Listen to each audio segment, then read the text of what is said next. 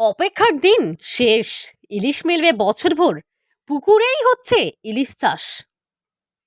ইলিশ নিয়ে বছরভর আর অপেক্ষার দিন নয়, গ্রাম বাংলার পুকুরেই হচ্ছে ইলিশ চাষ। শুধুমাত্র ইলিশের জন্য আর বর্ষাকালের অপেক্ষা নয়, সব ঋতুতেই পাওয়া যাবে ইলিশ।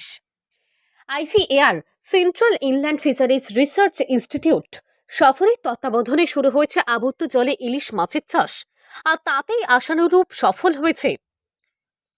এক একটি ইলিশের ওজন হয়েছে প্রায় 700 গ্রাম।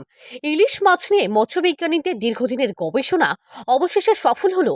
ইলিশ মাছ উৎপাদনের সঠিক সমীকরণ বের করতে পেরেছেন বিজ্ঞানীরা।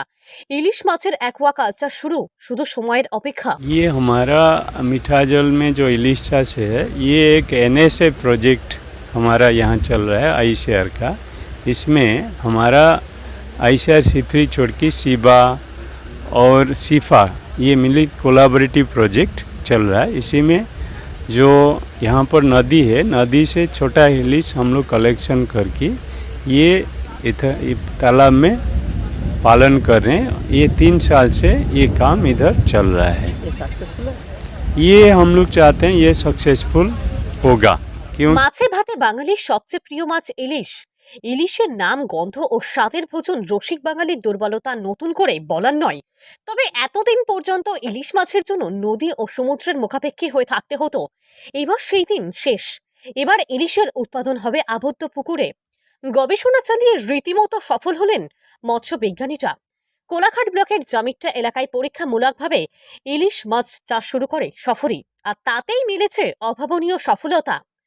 পুকুরে ইলিশ মাছের খাদ্য হিসাবে জুম প্ল্যান্টন ব্যবহার করা হচ্ছে।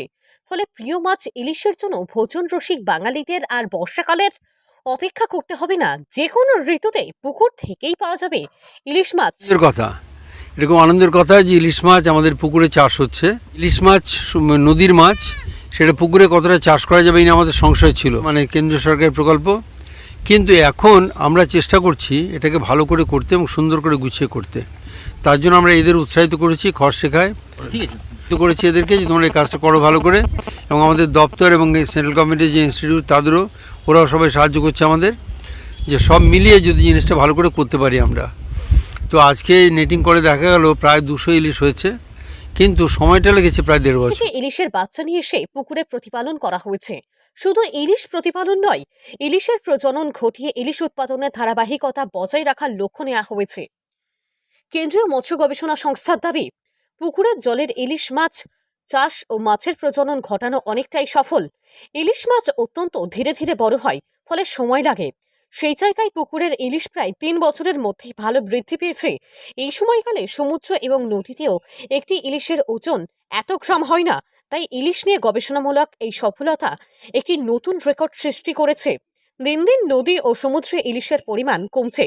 পুকুরের জলে ইলিশের চাষ ও প্রজননের মাধ্যমে ইলিশ উৎপাদনের ধারাবাহিকতা বজায় রাখতে আইসিএআর এনএএসএফ প্রকল্পে সফরী কর্তৃপক্ষ রাজ্যের 3 জায়গায় পুকুরে ইলিশ চাষ শুরু করেছে।